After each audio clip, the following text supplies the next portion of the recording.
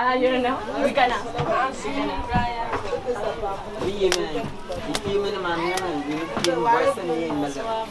so everybody here is related to the fishing or other maybe crops or other things. We have like specific roles for everybody.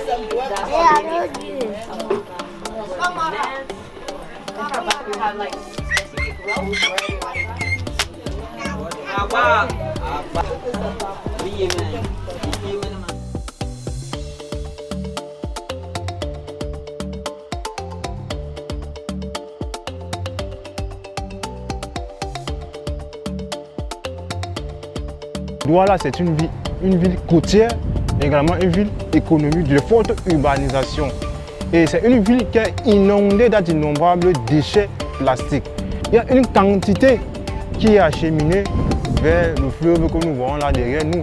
Et plus loin, ces quantités se retrouvent dans l'océan Atlantique. Les déchets sont partout au bord du fleuve, partout, dans les drains, ainsi de suite. Effectivement, les plastiques, les bouteilles en plastique, en plus d'emballage, tout ça, ça a un impact très énorme au niveau de la pêche. Tu vas voir, les plastiques s'accumulent et bloquent les mailles. Et comme ça bloque les hameçons aussi, ça couvre les appâts. Les poissons ne peuvent pas voir les appâts pour en sorber.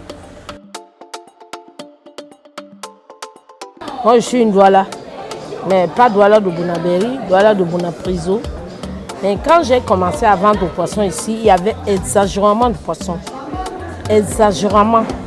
Et partout ici, tu pouvais venir un matin, tu trouves partout ici, il y avait le poisson. Jusqu'aujourd'hui, on souffre énormément. On souffre énormément. Il n'y a plus de poisson comme auparavant. Ici, tu pouvais venir ici un matin, tu achètes ton poisson, tu pars, tu reviens, tu achètes le poisson, tu pars, tu reviens. Tu pouvais faire même 3 tours par jour, tu vends.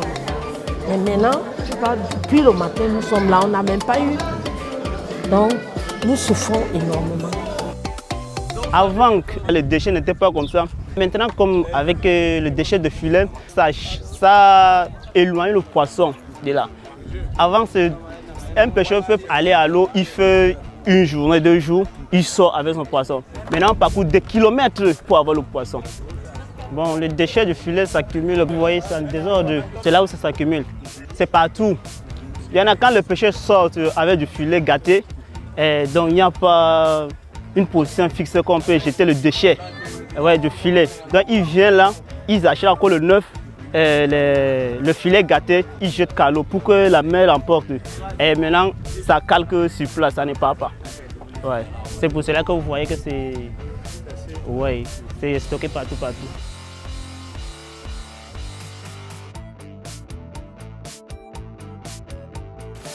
The Basel Convention on the Control of Transboundary Movement of Hazardous Waste and their Disposal was adopted over 30 years ago, with the main objective of protecting human health and the environment from the adverse effects of hazardous waste. In 2019, the annexes to the Basel Convention were amended in order to control the global movement of plastic waste. The Basel Convention has also established a Plastic Waste Partnership to mobilize additional expertise and interest of businesses, of governments, of civil society, and the project entitled Reducing Ocean Plastic Pollution in Africa, an awareness raising and cleanup project in Cameroon, implemented by the Center for Research and Education for Development, is a successful example of the achievement under the Plastic Waste Partnership in order to fulfill the goal and objectives of the Convention to protect human health and the environment from the adverse effects of hazardous waste.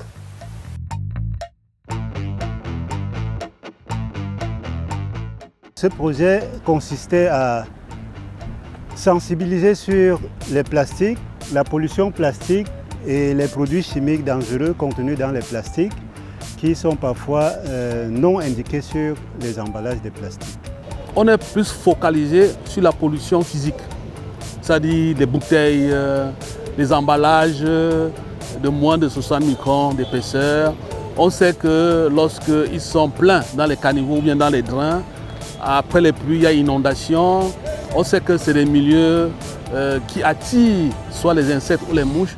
Mais en matière de pollution chimique, vraiment c'est encore vague. Il faut démontrer que le plastique est plastique parce qu'il a été fabriqué avec des intrants chimiques qui sont très dangereux pour la santé, d'abord de l'homme et de l'environnement. Bon, grâce aux connaissances, depuis des années qu'on a compris que des produits toxiques qui éloignent le poisson loin de nous, ça les contamine. Et quand nous consommons ça régulièrement, et ça nous contamine, ça juste nous. Dans la santé, nous, on ne pourra pas vous éclaircir qu'on a les impacts tels parce que nous sommes profanes de ce que ça peut reproduire. Si ce n'était pas votre sensibilisation envers nous, que ça devient un poison à la longue, on ne pouvait pas le savoir. Bon. Mais pour nous, on sait que son impact fiable pour les pêcheurs, c'est que ça dérange aux pêcheurs d'exercer la pêche comme il se doit. C'est pour cela qu'il faudrait qu'on fasse des efforts pour que tous, ensemble, on puisse changer la donne. Pour que ces déchets plastiques-là, même si le producteur continue à le générer, à le produire, mais que nous, les consommateurs, on doit prendre des dispositions pour limiter cela.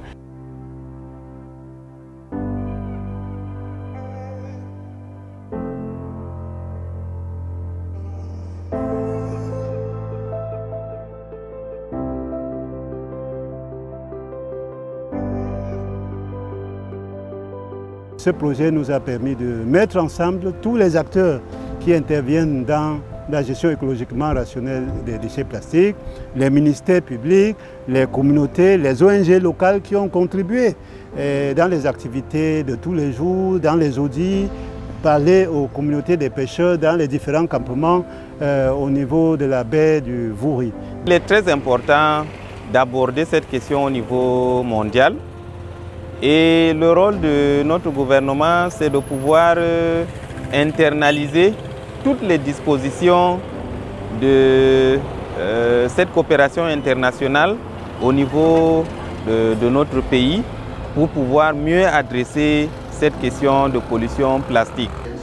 Oui, la législation est nécessairement importante, mais elle doit venir de l'engagement des États ou des nations pour être beaucoup plus forte et contraignante. Parce que nous savons que les entreprises ont un pouvoir, peut-être faut le dire, un pouvoir financier fort qui amène souvent à plier certaines institutions. Donc, la législation, lorsqu'elle est prise au niveau international, homologuée au niveau national et implémentée par les gouvernements locaux, a plus de force, est plus contraignante et mobilise l'ensemble des acteurs derrière cette cause, plutôt qu'une absence de législation ou alors une volonté simple qui n'a pas de base légale ou juridique. Donc, ensemble, avec les collectivités territoriales décentralisées, avec les communautés, avec l'administration gouvernementale nationale, avec l'administration internationale, ensemble, on peut faire la différence. Ensemble.